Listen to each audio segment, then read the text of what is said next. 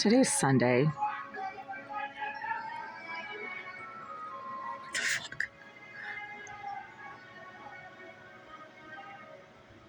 The shithole scum outside on the sidewalk are screaming and shouting again.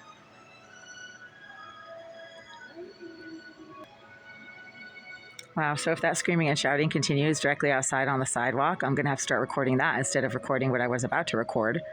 which is that in spite of the fact that I'm sitting here at my computer doing some very boring work-related tasks that should not interest anyone, especially not the perving, creeping, masturbating sex offenders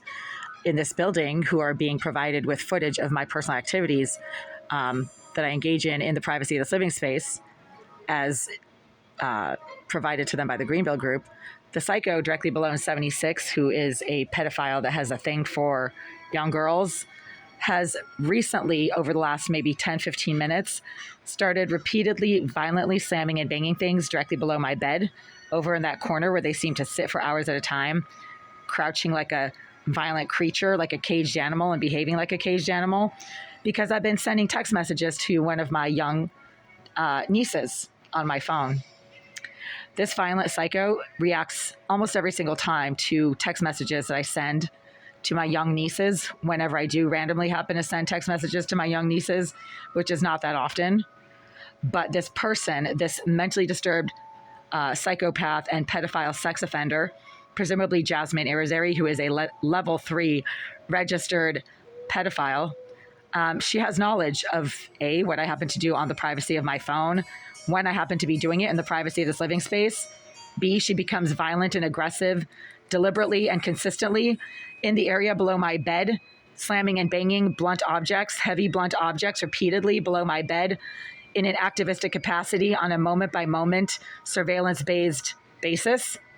And C, she has knowledge of who the children in my family are, even though I have never mentioned them in terms of their names and whatever on social media. The pedophiles in this building should not have any knowledge of the existence of my nieces and nephews, aside from, well, they shouldn't. My YouTube channel does not have my name on it.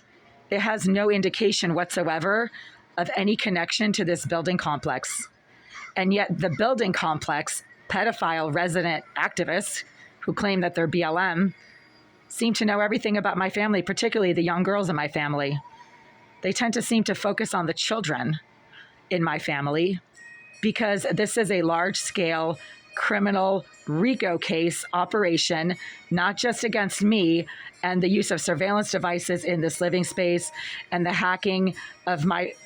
electronic devices and the doxing of the contents of my electronic devices, but also the wide-scale doxing of all of the family members that I associate with, including the children in my family. And the psycho in 76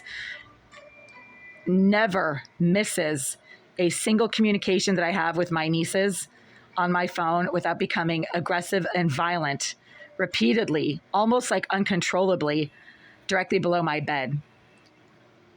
I can't speak to, this doesn't happen when I'm outside the building, but I don't usually text my nieces when I'm outside the building. It's usually when I'm here in the privacy of my living space and I have some time to devote to communicating with the children in my family. This piece of shit pedophile, Jasmine Irizarry, or one of her activistic pedophile associates with BLM,